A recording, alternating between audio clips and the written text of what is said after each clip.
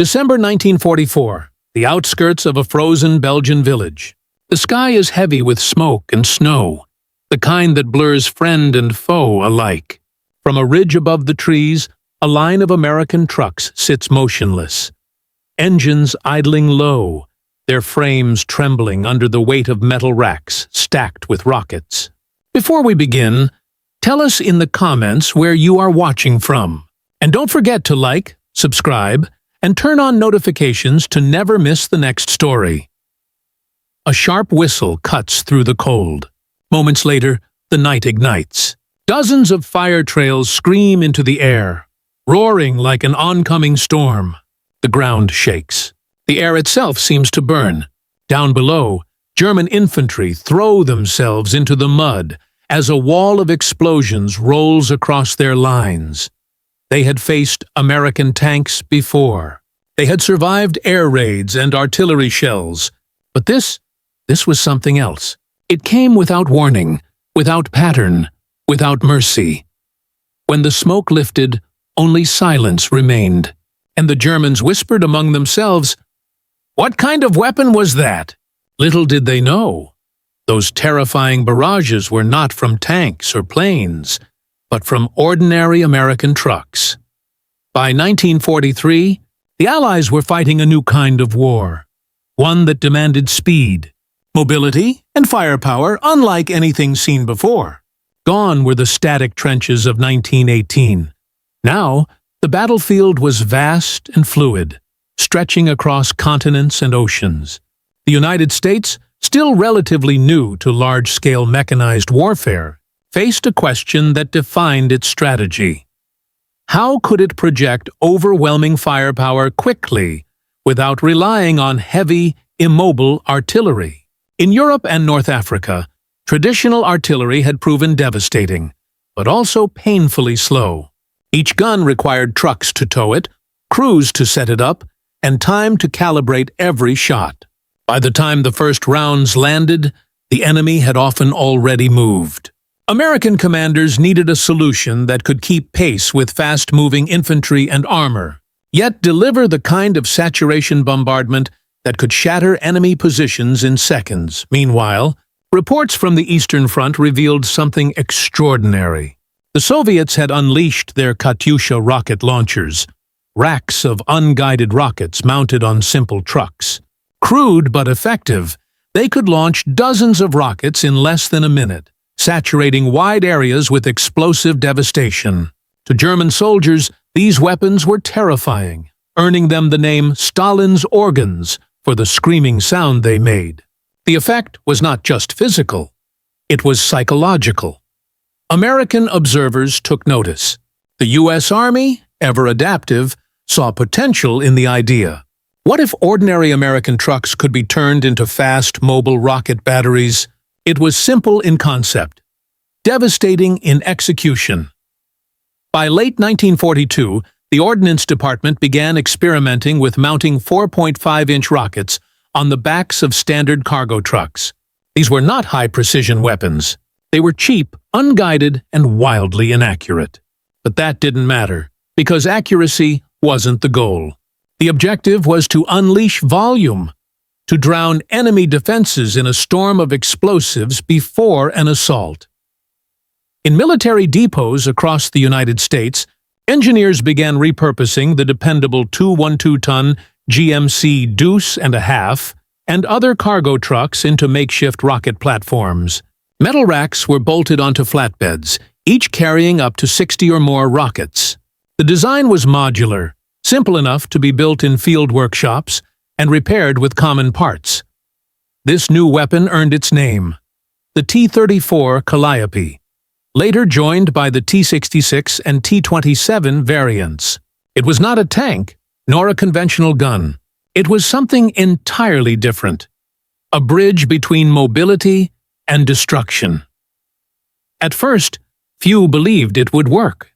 Many artillery officers considered rockets unreliable, inaccurate, and too experimental for real combat.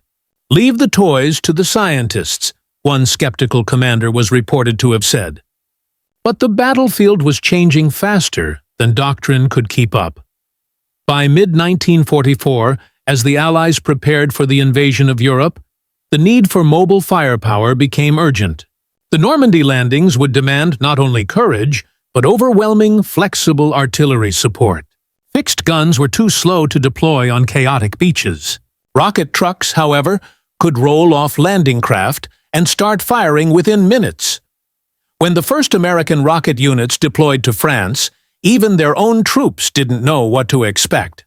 Soldiers in the 12th Army Group watched in astonishment as the modified trucks unleashed waves of fiery rockets that streaked across the horizon like comets. The impact was immediate and brutal.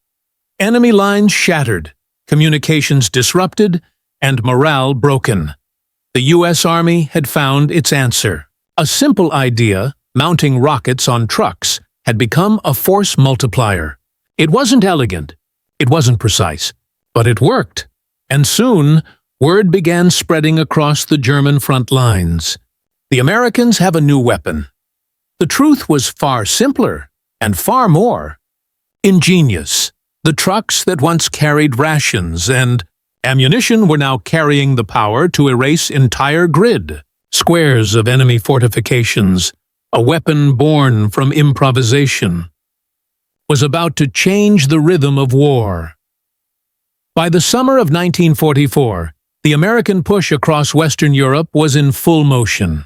The landings in Normandy had torn open Hitler's Atlantic Wall, but the fight inland was brutal, slow, and costly. Every hedgerow in France became a miniature fortress, every village a trap of machine guns and mortars. The Germans knew the terrain, and they used it mercilessly. Conventional artillery could break such defenses, but at a price. Every battery had to be laboriously moved, unlimbered, aligned, and supplied. That meant time, and in war, time was blood. The Americans needed something that could fire fast, relocate instantly, and deliver shock more than precision. The solution had already been tested in secret. The 4.5-inch rocket barrage truck. The U.S. Army's Ordnance Department, working with General Electric and the National Defense Research Committee, standardized the design. Rockets were mounted in clusters, 24, 36, sometimes even 60 tubes, attached to steel racks bolted to the backs of GMC or Studebaker trucks. The vehicle could stop, elevate its racks, and launch every rocket in less than a minute. Each 4.5-inch rocket weighed nearly 20 kilograms, with a high-explosive warhead capable of tearing through infantry, trucks, and light fortifications. Fired together, they created a moving wall of fire that could engulf an entire field or forest edge. The psychological effect was devastating. To make it work on the battlefield, new tactical doctrines had to be invented. Rocket artillery wasn't meant to replace traditional guns. It was meant to supplement them. Instead of steady, pinpoint fire, rocket trucks provided overwhelming bursts of power, softening up enemy lines before infantry or armor assaults. The Americans organized special units for this new role. Rocket artillery battalions. Each battalion could deploy dozens of launchers, coordinated by forward observers who marked enemy positions. Once the coordinates were confirmed, the trucks rolled into firing positions, let loose their storm, and then immediately relocated before enemy counter-battery fire could respond. It was a perfect blend of mobility and violence, a weapon for a new, fast-moving front. As the Allies advanced after Normandy, these rocket battalions became a critical part of the offensive rhythm. During the breakout from Saint-Lô, during the dash to the Seine, and again during the drive toward the German border, rocket artillery played a silent but decisive role. Their barrages preceded major attacks, creating chaos and confusion just long enough for American tanks and infantry to close in. The Germans, meanwhile, were stunned. Their intelligence reports began mentioning strange American multiple rocket systems. Some mistook them for aircraft weapons. Others assumed they were experimental mortars. German officers who had faced Soviet Katyushas recognized the sound, but this time it was coming from the west. Captured German soldiers later recounted the terror of being caught under such bombardments. The rockets didn't fall with the steady rhythm of artillery shells. They came in screaming clusters, hissing through the air, sometimes tumbling wildly, exploding with irregular timing. It was chaos incarnate, loud, unpredictable, inescapable. One Wehrmacht report from late 1944 described them succinctly. The enemy uses truck-mounted launchers that fire a great number of rockets simultaneously. The effect on morale is considerable. The troops refer to them as American Stalin organs. By autumn, the weapon's success led to new designs, heavier racks, improved ignition systems, and faster reloading mechanisms. The T-66 and T-27 models replaced early field conversions, and crews received specialized training. What began as improvised engineering was now an official part of U.S. artillery. Doctrine. But it was the coming winter, December 1944, that would put these rocket trucks to their greatest test. The German army launched its last major offensive in the West. The Battle of the Bulge. American units found themselves fighting in deep snow, surrounded forests and bitter cold.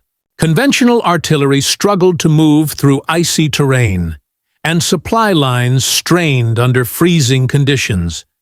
Yet the rocket trucks, simple, rugged, and mobile, could still fight. They roared to life when everything else was frozen, firing from narrow forest roads, from the edges of villages, even from open fields covered in snow. And when the first barrages lit up the Ardennes, the Germans realized with horror that the Americans had mastered the very weapon that had once terrified them on the Eastern Front. The humble American truck had become a symbol of industrial creativity and a tool of psychological warfare. What began as an experiment in the deserts of North Africa would now erupt in the frozen woods of Belgium. Prelude to the moment when rocket artillery would change the face of battle. Forever. The men who operated the rocket trucks were not scientists nor elite specialists. They were ordinary artillerymen, mechanics, drivers, radio operators, soldiers who had learned to improvise under fire. Many had once driven supply trucks or fuel convoys. Now, those same vehicles carried a weapon so new that even their own commanders struggled to categorize it. The crews often joked that they were artillerymen without guns. But when their launch racks tilted skyward, the mood changed. Each rocket launch was a violent symphony. The ignition roar was deafening. The shockwave could rattle nearby helmets. The exhaust flames painted the ground in blinding orange, and the concussions rolled across the countryside like thunder. Crews wore improvised protection, heavy gloves, goggles, and sometimes even gas masks to keep from choking on the thick smoke. Every launch left the air heavy with cordite and dust. When a mission ended, the soldiers climbed down to reload in silence, their hands blackened with soot. There was pride, yes, but also unease. They rarely saw the enemy. They never aimed at a single target. Their job was to unleash destruction in bulk, and to move before the enemy could strike back. Letters sent home from rocket battalion crews spoke of the strange duality of their work. "We don't see the faces," one soldier wrote. "Just flashes in the distance. But when those rockets go, the earth shakes. It's like watching lightning. Except you know someone's dying on the other side." That was the unseen burden of America's new firepower. Each launch may have saved Allied lives, but it reminded the men pulling the triggers that war had turned into something terrifyingly mechanical. Traditional artillery followed rules. It was about precision, calculation, and rhythm. Find range, adjust elevation, correct the fall of shot. Rocket artillery broke those rules. It wasn't about accuracy. It was about dominance. Rocket batteries were designed to create chaos, to disorient, to suppress, to make entire enemy units think twice before standing their ground. An American rocket truck could stop on a roadside clearing, elevate its racks, and in 30 seconds, launch a salvo that blanketed an area the size of a football field. Within moments, the truck would be gone, rumbling toward a new firing position before German counter-battery radar could triangulate its location. This shoot-and-scoot doctrine was revolutionary for its time. It gave American units flexibility that even heavy artillery lacked. Instead of being tied to static gun emplacements, these mobile batteries followed advancing infantry and armor, firing support barrages at a moment's notice. In battles like the Hurtgen Forest, and later during the Ardennes offensive, rocket artillery became the ghostly thunder that announced American counterattacks. Infantrymen learned to recognize the distinctive scream of the rockets, a sound that, paradoxically, gave them courage. For the enemy, it was a nightmare. German forward observers described the barrages as a sudden storm that turns daylight into dust. Their field reports often mistook multiple rocket launches for heavy bombing runs American. Commanders quickly realized that the true power of the rocket trucks wasn't only in destruction, it was in confusion. The barrages disrupted communication lines, silenced machine gun nests, and sent entire units into retreat before the infantry even arrived. Tactically, rocket artillery was never meant to win battles alone, but it shaped the ground upon which battles were fought. It turned order into disorder, and in war, that was often enough. At the heart of the weapon's success was something deceptively simple: standardization. The 4.5-inch rocket was not a masterpiece of engineering. It was mass-producible, inexpensive and rugged. Each one consisted of a steel casing, a solid fuel motor, and a simple impact fuse. It didn't require rare materials or complex machining. America could make tens of thousands of them in a week. That was the secret. Where Germany poured resources into wonder weapons, V-2 missiles, jet fighters, and advanced tanks, the United States focused on scalable practicality. Every rocket launcher truck was built from an ordinary chassis, a vehicle anyone in the Army could drive or repair. The racks themselves were modular and field repairable, often constructed in maintenance depots from scrap steel and spare parts. The firing systems used electrical ignition networks powered by standard vehicle batteries. A single crewman could fire an entire barrage by pressing one switch, a far cry from the complex calibration of heavy artillery pieces. And because the rockets required no recoil management, the trucks remained lightweight and mobile. They could operate from muddy fields, forest roads, or urban streets. Anywhere troops could drive. This was the genius of American wartime industry, taking something simple and turning it into a weapon of mass effect. T34 Germans could not understand how a weapon so crude could be so destructive. Their engineers dismissed it as inelegant. Their soldiers, however, learned to fear it deeply. What the United States had achieved was not a technological marvel, but a logistical one. It proved that ingenuity and adaptability could outweigh complexity. In the brutal arithmetic of World War II, efficiency was as powerful as innovation. From the men who fired it, to the commanders who deployed it, to the engineers who built it, the American rocket artillery represented something larger than the weapon itself. It was proof that war was no longer about perfection. It was about momentum. And soon, that momentum would explode on the battlefields of Belgium, where the Germans would experience the full fury of America's truck rockets. For the German army, rocket fire was nothing new. They had faced the Soviet Katyusha barrages on the Eastern Front, the horrifying Stalin's organs that blanketed entire divisions in flame and shrapnel. But in the West, they had grown accustomed to American firepower being predictable. Steady artillery, airstrikes, and tank columns. So when the first American rocket salvos struck near Aachen and later across the Siegfried Line, it came as a surprise, and not a pleasant one. German forward observers reported the strange phenomenon. Hundreds of simultaneous explosions, irregular in rhythm, shaking the ground so violently that field phones went dead. It sounded like a sky filled with tearing metal, one Wehrmacht artillery officer wrote. Not like guns, not like bombs, but something in between. The German command initially underestimated the weapon. Intelligence reports suggested it was merely a supplementary system, something the Americans used to boost morale. That mistake cost them dearly. By the time the Battle of the Bulge began, German infantry had learned firsthand that these truck rockets were not symbolic. They were tactical game-changers. Whole assault waves were cut down before they even reached contact range. Captured diaries from the 12th Volksgrenadier Division describe the horror vividly. The rockets come without warning.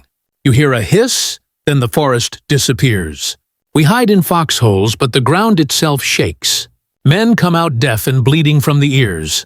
We call it the American storm. What unnerved the Germans most was the unpredictability. Artillery could be tracked, counter-fired, or avoided by timing. But the American launchers, fast, dispersed, and silent until the moment of firing, were ghosts. They could vanish as quickly as they appeared. In tactical terms, that confusion forced the Wehrmacht to adapt, diverting scarce reconnaissance aircraft and counter-battery guns just to hunt down mobile rocket units. In psychological terms, it planted a seed of fear. To the Germans, it was as if the Americans had learned the very secret the Soviets had used to terrify them, and refined it into something even more efficient. The rise of America's rocket artillery didn't come from a single visionary. It came from a chain of practical thinkers, officers and engineers who valued adaptability over prestige. General Leslie J. McNair, head of Army Ground Forces, was among the first to push for flexible fire support systems that could follow mobile warfare. His philosophy was simple. Firepower must move with the fight. In 1942, this mindset led the Ordnance Department to explore how the Soviet concept of saturation fire could be adapted to Western production. Instead of reinventing the wheel, American engineers modified what they already had: trucks, batteries, and existing 4.5-inch rocket stockpiles originally designed for naval aircraft. By delegating design to field workshops, McNair's command empowered soldiers and engineers to innovate directly from the battlefield. The result was not a polished piece of technology, but a living, evolving system. In Normandy and beyond, commanders like Omar Bradley and George S. Patton quickly recognized the psychological and tactical impact of rocket barrages. Patton, always an advocate for aggressive movement, famously wrote that artillery is the god of war, but speed is its prophet. Rocket trucks embodied that principle: fast, decisive, and unstoppable. Patton's Third Army made particularly effective use of them. Before each armored push, rocket batteries would unleash massive salvos to disorient defenders. Then, as tanks rolled forward, the rocket trucks repositioned to cover flanks or strike secondary targets. Even Eisenhower's Supreme Headquarters took note. Reports from frontline observers highlighted how rocket artillery compensated for shortages in conventional shell production and saved time in preparing large-scale offensives. This leadership flexibility, from high command to field units, became a hallmark of America's wartime innovation. The Germans might have had superior technology, but the Allies had adaptability. In the end, that mindset, build fast, use now, improve later, would become the foundation of post-war American military doctrine. Every war has its sound. In the First World War, it was the whistle of shells and the rattle of machine guns. In the Second, it became the scream of rockets. When American rocket trucks opened fire, the noise was unlike anything soldiers had heard before. It was not rhythmic like artillery. It was chaotic, raw, elemental. The air itself seemed to tear apart. For German troops, the effect was terrifying. For American soldiers, oddly empowering. The psychological contrast was striking. Infantry advancing after a barrage described the scene as apocalyptic. Trees stripped bare, earth blackened, enemy foxholes overturned. Survivors often found German soldiers dazed, their weapons abandoned. The suddenness of the strikes made even disciplined units break under stress. This wasn't just coincidence. The U.S. Army Psychological Warfare Division studied the effect of massed rocket fire and concluded that unpredictable auditory phenomena have higher demoralizing effect than regular bombardment. In other words, chaos frightened men more than consistency. And chaos was exactly what the rocket trucks delivered. For the men who fired them, the fear worked both ways. They knew they were unleashing a storm no human could control. Some compared it to lighting a match in a gasoline field. Yet within that fear lay a strange kind of power. The realization that a nation's industrial might could translate into raw emotion on the battlefield. The trucks were not just machines of war. They were instruments of psychological dominance. The Germans, who had once prided themselves on precision and order, were now facing an army that fought with noise, speed, and volume. And it broke their rhythm completely. In these many angles, human, tactical, technological, enemy, leadership, and psychological, America's rocket artillery revealed a deeper truth about modern warfare. That power was no longer defined by the sophistication of a single weapon, but by the system that delivered it. And that system was about to face its greatest trial. When, in the frozen chaos of the Ardennes, the Germans struck back with their final desperate gamble.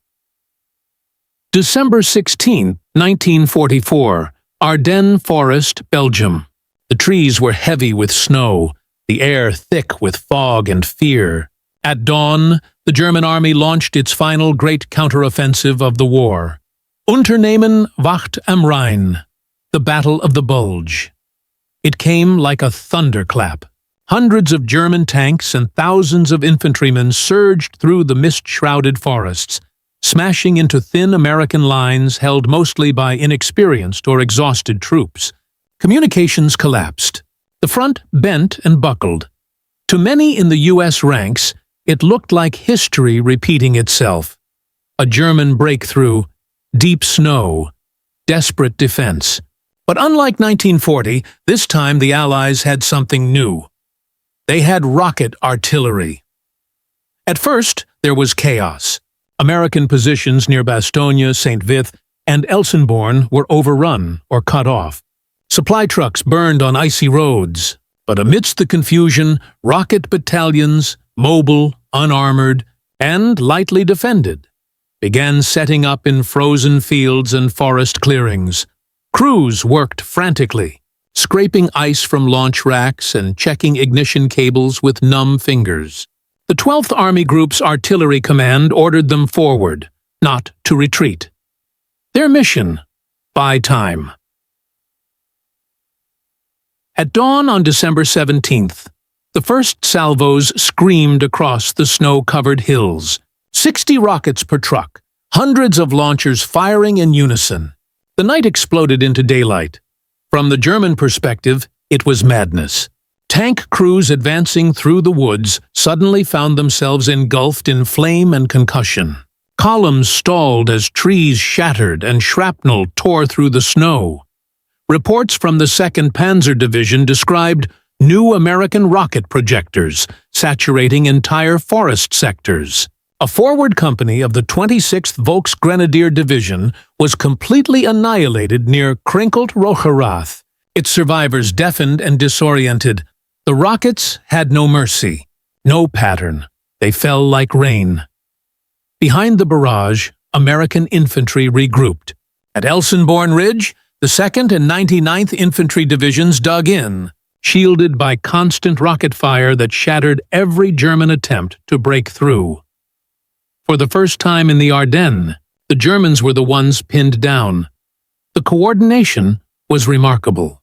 Forward observers, using primitive radio relays and field telephones, called in rocket salvos to blanket advancing enemy formations. Within minutes, the trucks responded. They would stop, fire, and move again. An endless cycle of mobility and violence. At night, the effect was otherworldly. The sky lit up in streaks of orange and white, each rocket leaving a comet's tail that vanished into blackness before exploding. Snow reflected the light, turning the battlefield into a shifting landscape of flame and smoke. The Germans had no defense. Counter-battery fire was nearly impossible. By the time radar picked up a launch, the trucks were gone. Luftwaffe aircraft that tried to hunt them down found only frozen fields and tire tracks. One German prisoner, captured near Stavelot, described the feeling. It was like being under bombardment from a god. You couldn't hide. You couldn't guess where it would fall. The ground burned.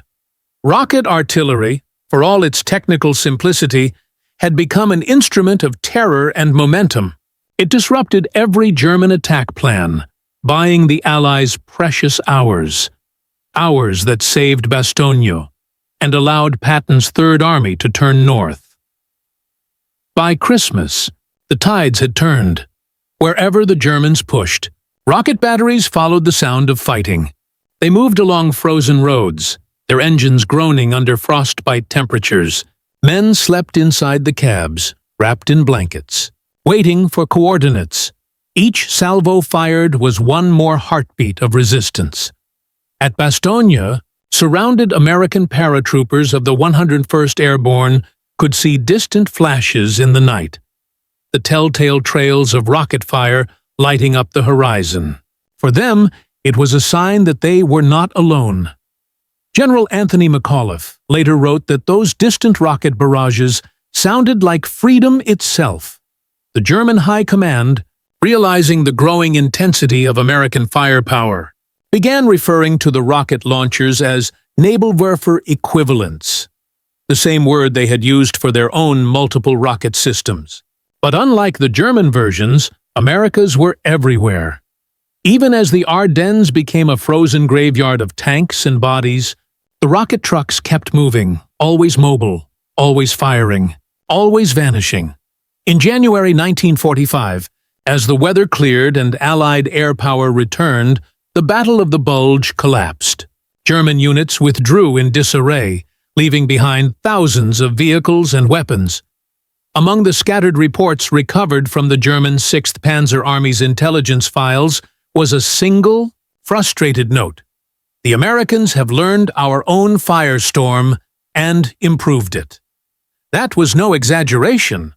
What the Soviets had invented out of desperation, the Americans had perfected through industrial discipline. And in the snows of Belgium, the perfection had saved the Western Front. But even as victory came, the men who fired those rockets knew the cost. The thunder they unleashed did not distinguish between soldier and soil. The ground they defended was littered with both. Still, they kept firing. Because in that winter of fire and ice, the only thing standing between the Germans and the Allied line were a few hundred trucks armed with rockets and courage. January 1945, the snow had begun to melt into gray slush. The skies cleared just enough for bombers to return, but the ground war still raged on, bitter, personal, and cold. The Americans were pushing back. After weeks of brutal fighting, the German offensive was collapsing. Yet the cost was unbearable. Burned villages, shattered tanks, men broken by exhaustion and frostbite. In that chaos, the rocket battalions stood out as something new, something that didn't just fight, but transformed the battlefield itself. Wherever they arrived, silence became thunder. Near Bastogne, a convoy of American trucks rolled through the wreckage of the forest. Mud splashed against their sides, the launch rails glistening with ice. The crews had been awake for nearly 36 hours straight, moving, firing, moving again, Private James Harlan, just 21, described it later. We never felt like heroes. We just felt mechanical, like part of the weapon. The truck, the rockets, us, all one thing. That was the truth of it. The ordinary trucks of American industry, Ford, GMC, Studebaker, had become instruments of war. Mass-produced steel, forged in Detroit and Cleveland, now thundered across Europe. When the rockets fired, you could hear America itself roaring through them. The sound of factories, workers, and cities that had turned their everyday labor into firepower. As German forces retreated, Allied commanders began to fully understand what they had created. Traditional artillery had precision, but it took time. It needed coordinates, calibration, accuracy. Rocket artillery had something else entirely. Shock. It was unpredictable, overwhelming, psychological. An entire forest could vanish in seconds, and that, in modern war, was just as valuable as accuracy. The Americans learned fast. Each battery could launch 60 rockets per vehicle in a single minute, then relocate before counterfire could begin. That mobility made them unstoppable. On January 8th, as the 30th Infantry Division advanced near Stavelot, a German armored column attempted a breakout. The American front was thin. 1 battalion, 2 tank destroyers, and a handful of rocket trucks. When the order came, the trucks unleashed everything they had. The entire valley disappeared in fire. Trees burst apart like glass. Flames danced in the fog. When the smoke cleared, the German counterattack was gone.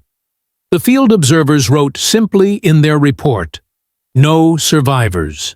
Target erased." But the horror of it, that raw, unfiltered destruction, left a mark on the men who witnessed it.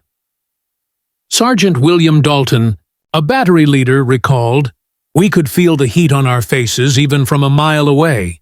And in that light, for a second, you'd see shadows, German soldiers running, tanks burning, horses collapsing, and you'd think, this isn't a weapon. It's a storm." The psychological toll was real. Some men stopped talking altogether after major fire missions. Others carried shrapnel scars for the rest of their lives, not from enemy fire, but from misfires, backblasts, or rockets that detonated too close. War had turned invention into emotion, and emotion into survival. By mid-January, Allied forces had reclaimed almost all the lost ground in the Ardennes. German morale was crumbling. Supplies were gone, fuel was gone, and so was hope. Still, small pockets fought on, desperate, disciplined, determined. At the Siegfried Line, the last major German defensive barrier, American rocket battalions were now firing daily, softening bunkers, clearing trenches, making way for infantry. The ground trembled day and night. The air smelled of smoke and cordite.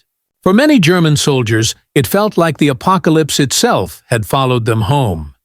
One captured officer, when asked about the rocket bombardments, simply said, "It was not war. It was punishment." And yet, among the chaos, there was something deeply human. In the pauses between salvos, men shared coffee, passed letters, sang faintly to drown the silence. They were tired, frozen, and homesick. But they were part of something larger now. They had witnessed the transformation of an idea. How innovation, courage, and necessity could turn a simple machine into a legend. Because these weren't tanks, or bombers, or secret weapons. They were trucks, built to carry groceries, steel, or mail. And yet, under the weight of war, they had become engines of destiny. When General Eisenhower visited the front in late January, he asked a rocket crewman what he thought of their new weapon. The soldier just smiled, wiped grease off his hands, and said, "Sir, it ain't fancy, but it gets the job done." That one sentence captured America's war machine perfectly. Not elegant, not graceful, but relentless, adaptable, and unstoppable. The Germans had started the war with precision, Tiger tanks, V weapons, and elite divisions, but the Americans ended it with production, ingenuity, and numbers that didn't stop coming. Each rocket fired wasn't just ammunition, it was a message. You can't outgun a nation that refuses to quit. By February 1945, the German front was collapsing entirely. Rocket trucks moved deeper into enemy territory, launching from open fields as villages burned in the distance. The war's final storm was coming, and when it did, the Americans would be ready. Armed not with the most advanced weapon, but with the most determined one, because in the end, that's what won wars. Not perfection, but persistence. Not fear, but fire. Not tanks, but trucks that could carry thunder. February 1945, the Rhine River.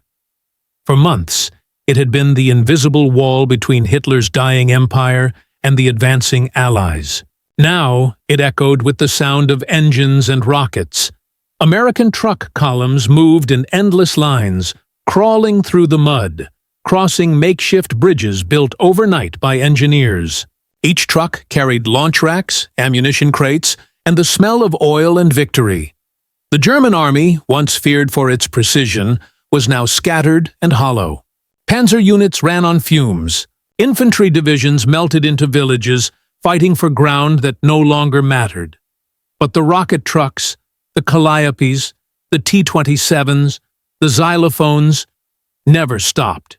Wherever resistance appeared, fire followed.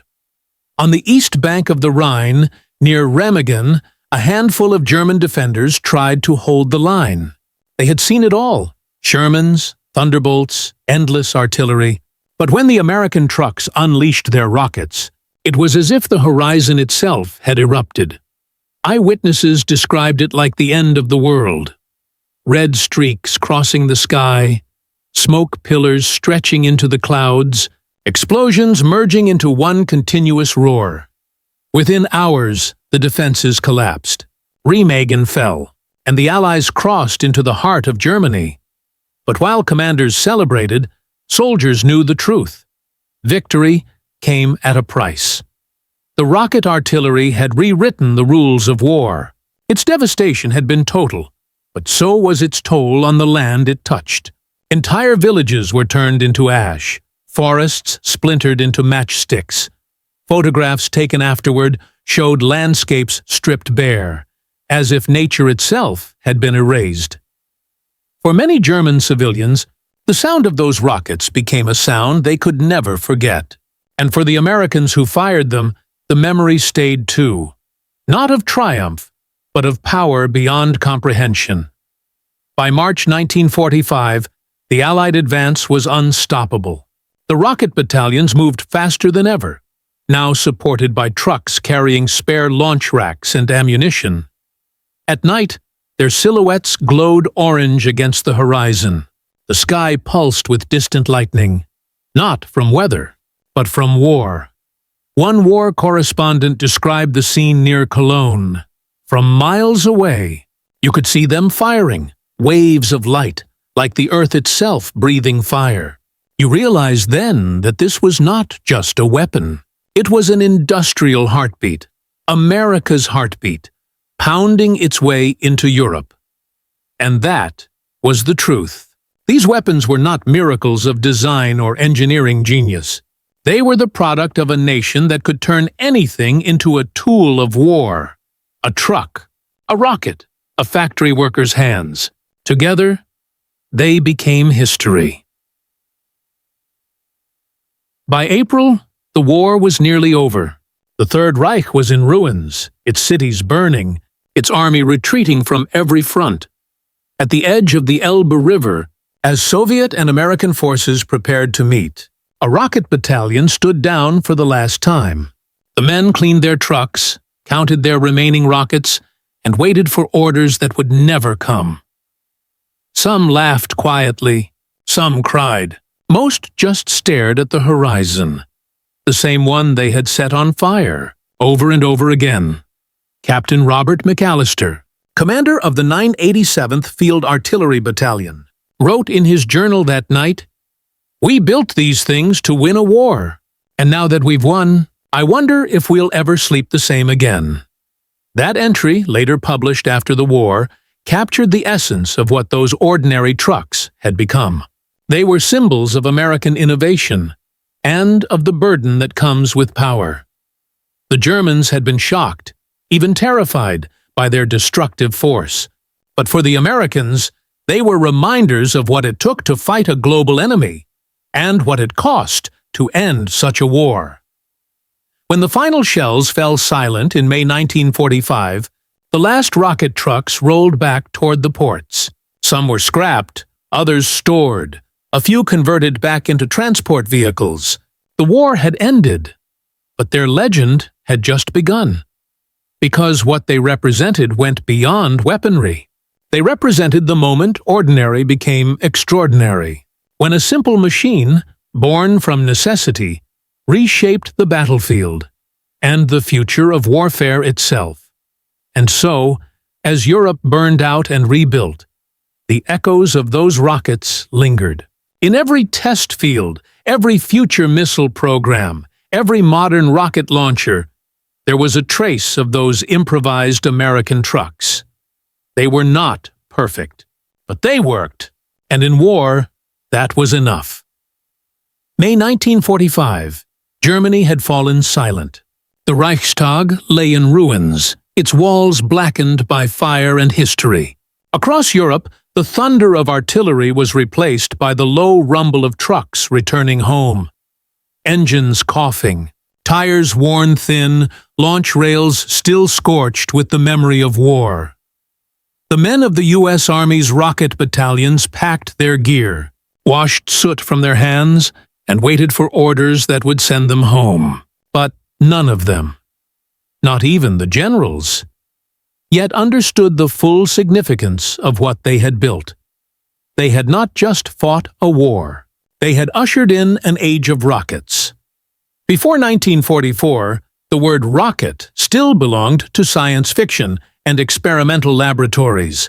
Germany's V-2s and V-1s had captured the world's imagination, but they were expensive, unreliable, and few in number.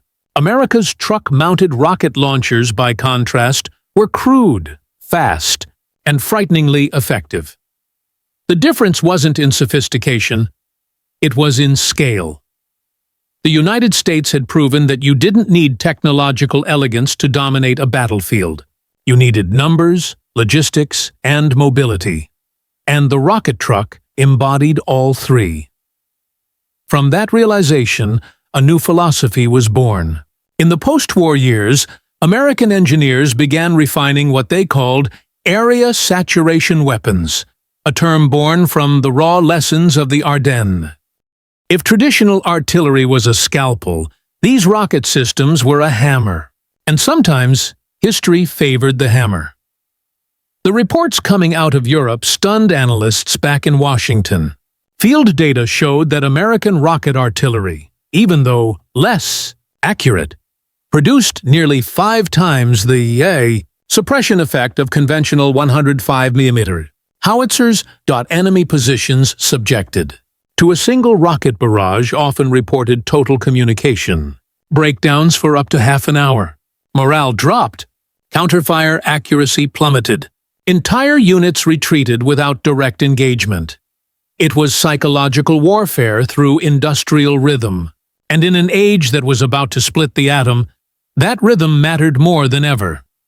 By late 1945, the Ordnance Department was already experimenting with successors to the truck-mounted launchers, the T-66 Honeycomb, the T-123, Z-Battery, and the earliest prototypes of self-propelled multiple launch rocket.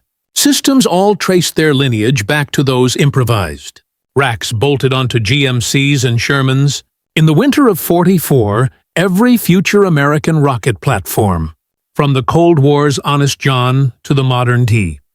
M270 MLRS, carried the same DNA: mobility, volume, shock. The philosophy born in the frozen forests of Belgium would define American firepower for the next century. Yet, beneath the strategic success lay the human cost, one that no after-action report could measure. The soldiers who manned those launchers rarely spoke of their missions after returning home. They didn't talk about the screams that followed the barrages, or the shadows they saw through the smoke. To them, the weapon had been a job, efficient, necessary, and devastating. In the years after the war, veterans described nightmares of fire raining from the sky. Not as victims, but as witnesses. They had unleashed it, and now it lived in them. One gunner, interviewed in 1952, said quietly, "We never thought about what we were destroying, only about surviving, but when you see what's left afterward, you start to understand what power really means." And that was the dual legacy of America's rocket trucks. They were triumph and trauma, invention and consequence, simplicity and terror, all welded together by necessity. In the span of one brutal winter, the United States had transformed logistics into lethality, and in doing so, it had rewritten how wars would be fought forever. Because after 1945, every army in the world, from Moscow to London to Beijing, began asking the same question. If ordinary trucks could do that, what happens when rockets grow bigger, faster, and smarter? That question would lead the world directly into the Cold War. 46. Peace had returned, but the factories didn't rest. The assembly lines that once produced tanks and rocket launchers now built cars and tractors, yet their rhythm still echoed with the pulse of war.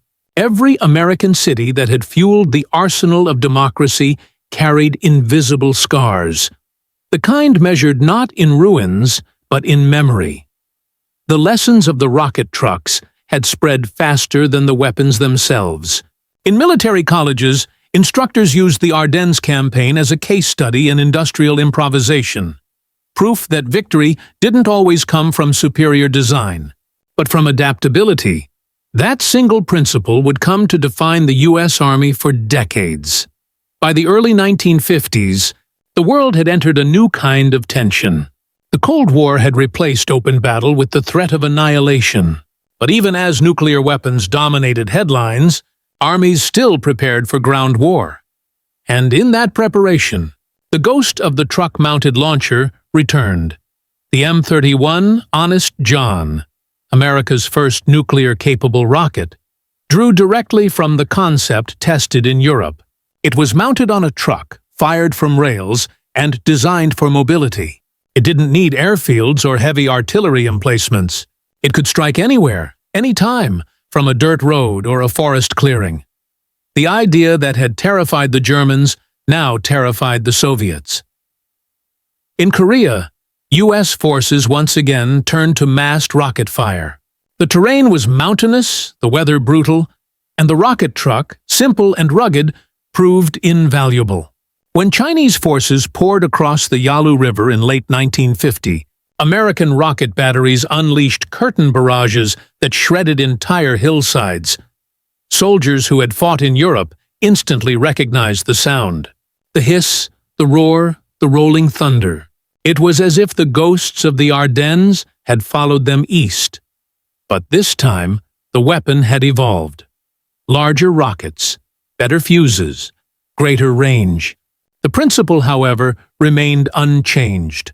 Mobility over complexity, volume over precision. The Soviets watched closely. They, too, remembered the fear their troops had felt under American rocket fire in 1945. And they had their own answer. The Katyusha's descendants, like the BM-21 Grad, and later the Uragan and Smerch systems. Ironically, the two superpowers, born from opposite philosophies, now shared the same doctrine. A fast, mobile, devastating rocket strike could change the course of a battle. And it all began with a few modified trucks in the forests of Belgium. In time, those early experiments became legend. Historians would later call it the moment when mobility met firepower.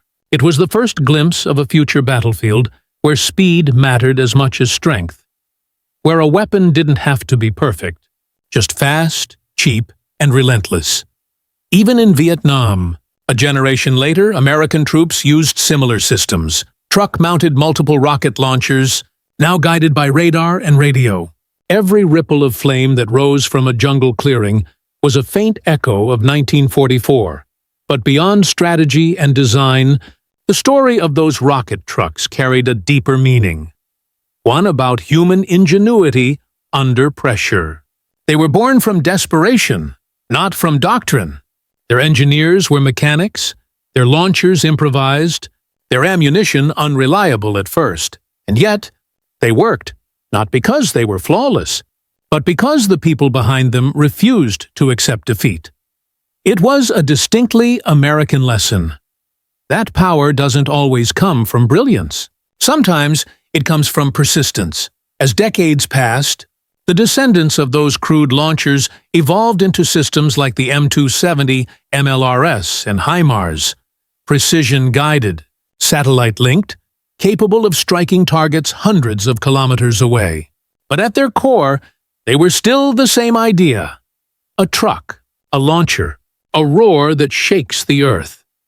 Every modern rocket system carries the DNA of 1944, the proof that necessity, not perfection, shapes history.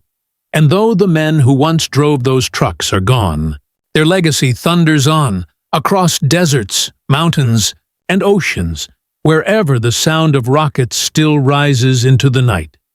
That sound, the sound that once shocked the Germans, became something larger than a weapon.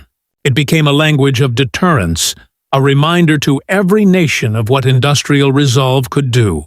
And perhaps, in a quieter way, it also became a warning that once humanity learns to turn ordinary things into engines of destruction, it can never truly go back. The war ended long ago.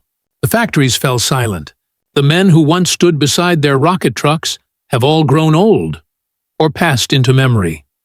But the legacy they left behind still hums quietly in every piece of modern warfare. Not in the roar of rockets, but in the idea behind them. That simplicity, multiplied by determination, can change the course of history.